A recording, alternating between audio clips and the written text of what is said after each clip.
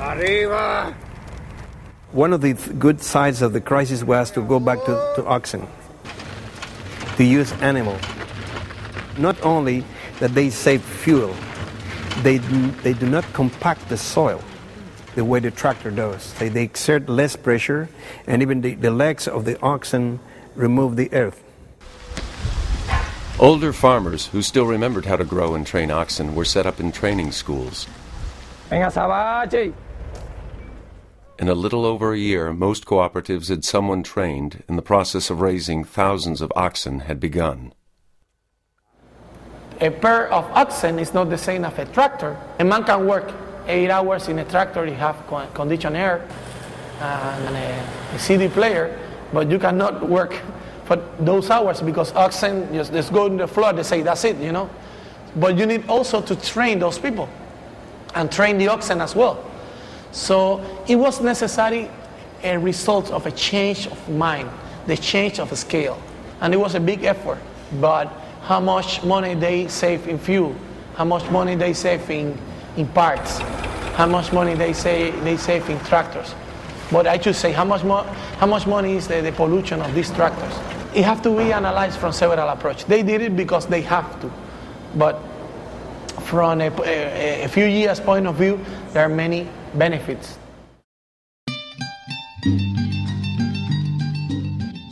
To increase food production, the government worked with farmers to find local solutions. The result was smaller farms and cooperatives with a high degree of privatization and autonomy. 40% of the large state farms were divided into privately owned cooperatives. Tens of thousands of acres of land were leased rent-free to small farmers. Decision-making was localized with fewer state regulations. 2 requirements. You grow things there. If you don't grow things there, we take you the place away from you and give it to somebody else. And second, that the land is delivered to you in usufruct. Usufruct is an old Roman word that means that you can use the land without paying taxes or without paying for it. But if this land is needed for another purpose, it can be like you have to give it back to the government. These smaller farms and cooperatives were better able to use the new sustainable practices vital for growing food organically. 12 to 50% of the total arable land is in private hands in Cuba. So these are the private farmers. They are by far the highest production per acre and per person. In second places, it's like co-ops, cooperative.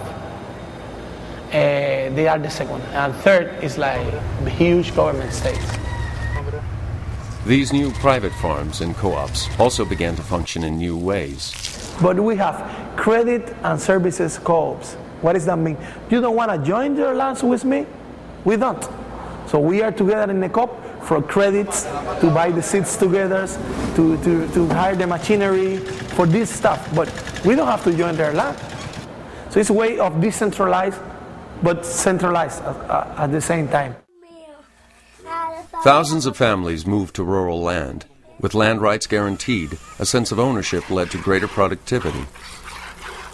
Private farmers' markets and new export markets led to greater production. The communities have changed. It's a local economy. People were exchanging things. Many of these gardens, they supply for free food to elder people's circles, daycare centers, schools, working centers, pregnant women. And they do it for free. And they don't do it because it's compulsory. They do it because they want it. They want to do their little part to the society. But in other places, people don't know their neighbors. They don't know their names. They don't say hello to each other. Here, no, the neighbor knocks the door and say, I need some salt, I need some sugar, whatever. I brought you an avocado. No? And recover this sense of neighbor.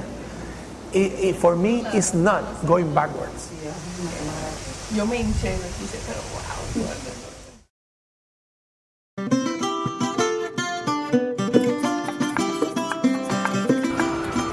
Without oil for transportation, Cuba's educational system was threatened.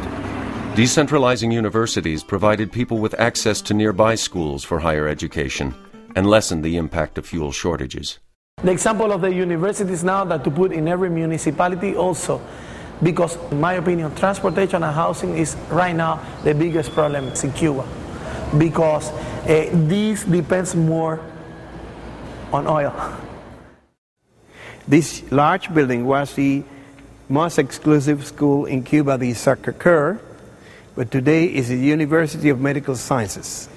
For your information, Cuba had 3 universities, but today has about 50, 7 of them in Havana.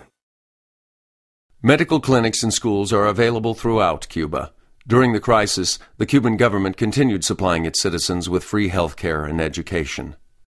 Very different from what happens worldwide when there's an economic crisis. The first thing they do is cut down on social services. This was not the case. Doctors, nurses, and social workers live within the neighborhoods where they work, part of the social fabric of the community. Cuba's free medical care helped them in the crisis. In spite of the hardships, they maintained a lifespan and infant mortality rate roughly equal to that in the U.S., even though the average Cuban consumes less than 1/8 the energy of the average American. Overall, the economic crisis improved Cubans' health. Increased walking and biking reduced diabetes and the number of heart attacks and strokes. The Cuban diet changed. Fat consumption was reduced, while more vegetables and a wider variety of vegetables were eaten.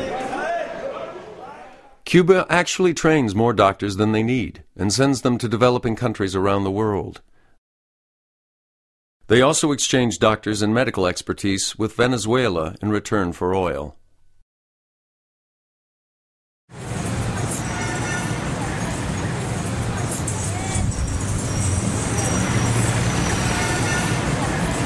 When I look at other countries, developed countries, everything goes around making the automobile more efficient. How much energy do you need to produce a car? You have to spend energy on producing a car, and later you have to find the fuel to make the car move. So think about reducing the number of cars. During the worst of the crisis, there was very little fuel for cars. The freeway and country roads were almost empty. Cuba needed to develop a mass transit system overnight. With few resources, they had to be innovative. Old trucks were made into buses with canopies to keep off the rain and steps welded on the back. Another solution was the camel, a trailer pulled by a semi-tractor that can carry up to 300 people. In Havana and other provinces, carpooling and hitchhiking are common. Government cars are required to pick up anyone who needs a ride.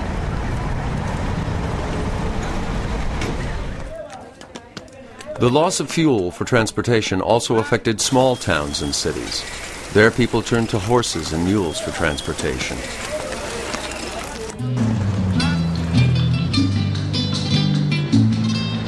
During the first years of the special period, bicycles were a necessity. This was not easy for Cubans who had been used to cars and buses.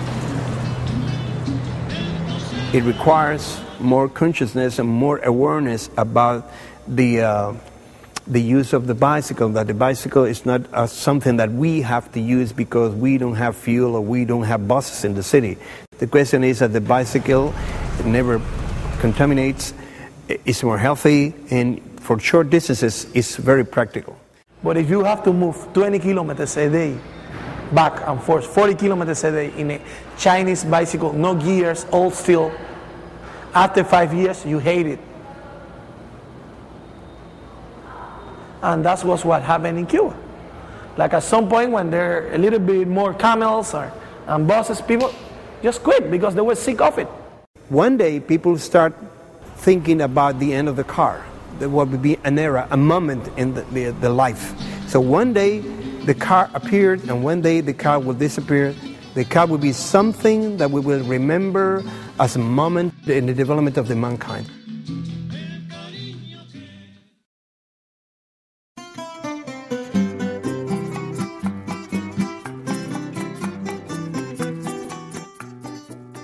Since the special period began, it's been difficult to build new housing because of a scarcity of tools and materials. Cement production requires a lot of fuel. And that's why the cement production has been reduced.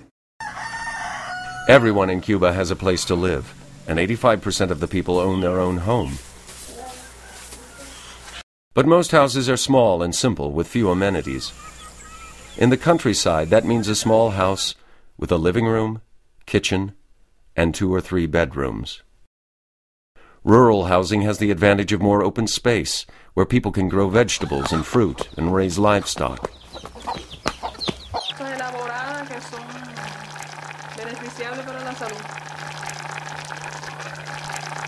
Todo lo que vamos a almorzar ahora es de nuestro huerto, menos el arroz, los frijoles, el cerdo, las lechugas, todo nosotros lo sembramos y criamos en nuestro huerto.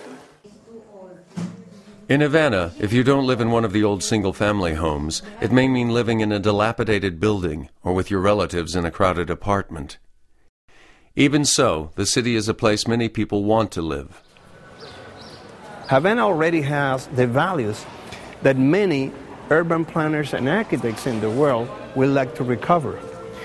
Many people have come and said, you should preserve the city we want to recover. After the big sprawl, many people are looking back to the traditional city and looking the ways to live in the traditional city in a more human way.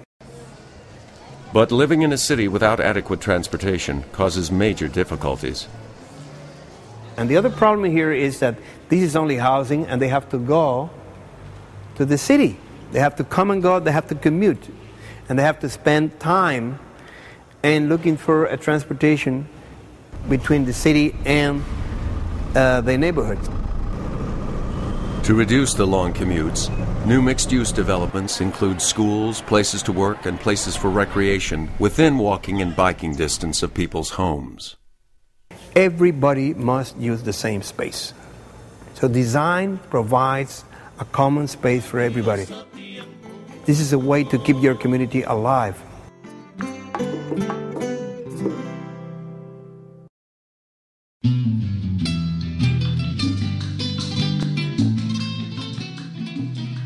At the start of this special period, 95% of Cubans were connected to the national electric grid. The other 5% lived in remote areas. Photovoltaic and wind energy are too expensive to meet much of Cuba's energy needs. But for areas not connected to the grid, small-scale wind and hydro systems, as well as solar panels, are used. Priority is given to schools and clinics. Recently, more than 2,000 rural schools were supplied with solar panels to have electricity. It was less costly to give them the solar panels rather than to connect them to the grid. In Los Tumbos, solar panels power the school, clinic, community center, even people's homes.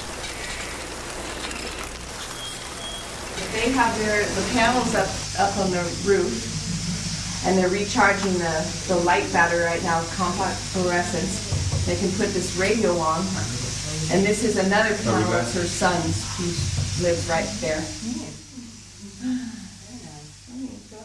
Small solutions have been developed throughout Cuba, such as using the sun to preheat water.